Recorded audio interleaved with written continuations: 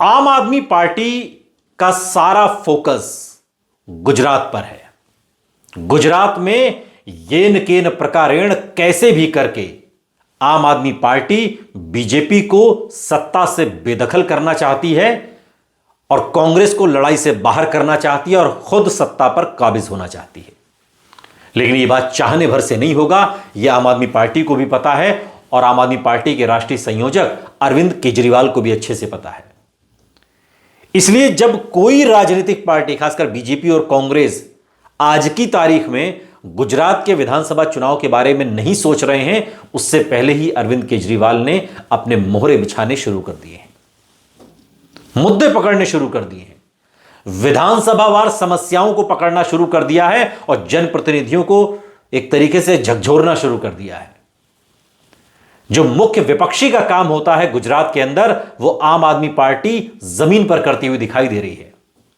आपको याद होगा पिछले विधानसभा चुनाव में 5 सीटें गुजरात में आम आदमी पार्टी ने जीती थी और अभी जो बाई इलेक्शन हुआ अक्टूबर में, उसमें भी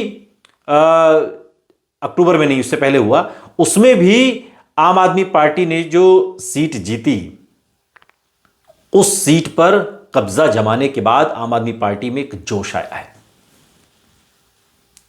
और यह उम्मीद बंधी है कि इस चुनाव को वो जीत सकते हैं। और यही वजह है कि ना तो बिहार में पार्टी का जोर रहा, ना उत्तर प्रदेश में पार्टी उस फुर्ती से है, हालांकि संजय सिंह यात्रा निकाल रहे हैं, लेकिन सारा फोकस आम आदमी पार्टी का गुजरात में है। और गुजरात में आम आदमी पार्टी ने किसानों का मुद्दा उठाना शुरू कर दिया है। पहले किसान महापंचायत अक्टूबर में हुई 31 तारीख को, और उसके बाद लगातार जो किसानों से जुड़े मसले हैं उन्हें आम आदमी पार्टी उठा रही है और एक बड़ा वोट बैंक है और एक बड़ी समस्या भी। अभी हाल ही में गुजरात में जो किसानों की लगातार जो खुदकुशी के मामले सामने आ रहे हैं, उसको लेकर आम आदमी पार्टी ने बीजेपी सरकार पर हमला बोला।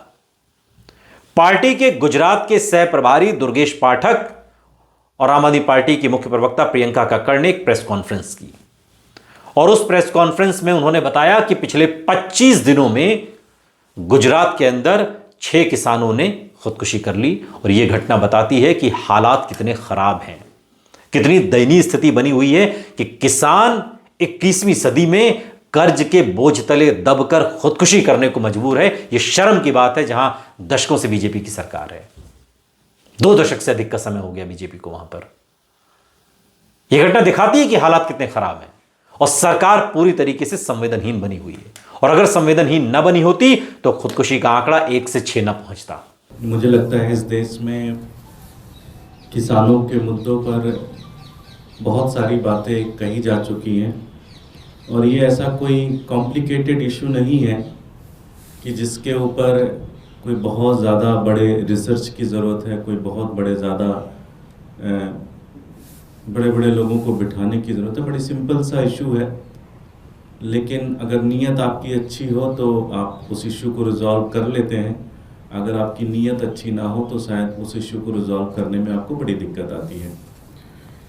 पिछले 25 दिनों में गुजरात के अंदर 6 किसानों ने आत्महत्या किया है।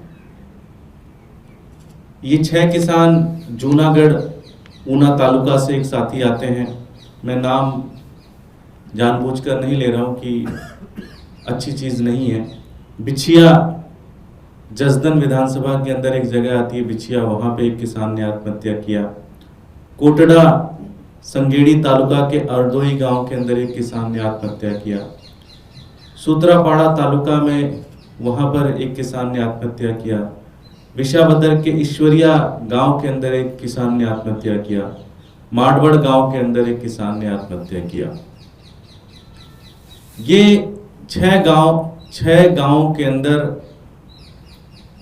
6 किसानों ने पिछले 25 दिन में आत्महत्या की है। ये एक सिम्टम है कि प्रॉब्लम बहुत ज्यादा सीरियस है। पूरे गुजरात के अंदर, जो कि गुजरात की क्या सच्चाई है जनरली हमें यहाँ तक नहीं मिल पाती। हम जनरली कुछ 1-2 नदियों के किनारे देखकर खुश हो जाते हैं कि बहुत आगे चीज़ें निकल चुकी हैं, लेकिन गुजरात की हकीकत की स्थिति ये है कि वहाँ पे किसानों को आज आत्महत्या करने के लिए मजबूर होना पड़ रहा है और पिछले 25 दिनों के अंदर 6 किसानों ने अपनी आत्महत्या की है। बेमौसम बरसात हुई गुजरात के अंदर, वो एक कारण जरूर है, लेकिन ओवरऑल जो किसानी है वो घाटे में है।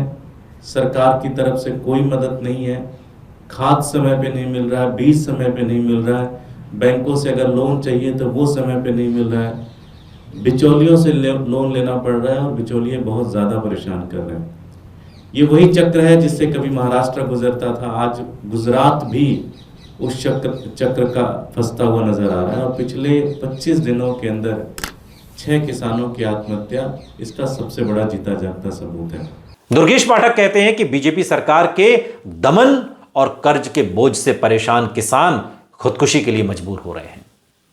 उन्होंने सवाल उठाया कि जब उद्योगपतियों के करोड़ों रुपए के कर्ज माफ हो सकते हैं, और बहुत वाजिब बात है, केंद्र सरकार ने यह किया है, उद्योगपतियों के करोड़ों रुपए के कर्ज माफ किए हैं, तो भाई मेरे, जब उद्योगपतियों का पैसा और कर्जा माफ हो सकता है तो किसानों का कर्जा माफ क्यों नहीं हो सकता? यह बात आम आदमी पार्टी पूछ रही है, केजरीवाल पूछ रहे हैं, उनके लोग पूछ रहे हैं। दुर्गेश पाठक ने प्रेस कॉन्फ्रेंस में पूछा और मांग की कि गुजरात में भी पंजाब की तरह बर्बाद फसलों पर 50,000 रुपए प्रति हेक्टेयर का मुआवजा दिया जाएगा, जो पंजाब में दिया जा रहा है। दुर्गेश पाठक ने जानकारी दी कि जूनागढ़, ऊना, बिछिया, आरडोई, सुतारापाड़ा, ईश्वरिया और माड़बर जैसे इलाकों के किसान हाल के दिनों में खुदकुशी कर चुके हैं। पूरी डिटेल देने की आवश्यकता नहीं है, लेकिन जो तस्वीर दिखाई दे रही है उससे अंदाजा लगाना बहुत आसान है। और उनका यह भी कहना है कि गुजरात की जो असल तस्वीर है वो बाहर नहीं आती। नदियों के किनारे विकसित शहरों से परे किसान कर्ज, बेमौसम बारिश और सरकार की बेरुखी से टूट चुके हैं, मजबूर हो चुके हैं और मजबूरी में मौत को गले लगा रहे हैं।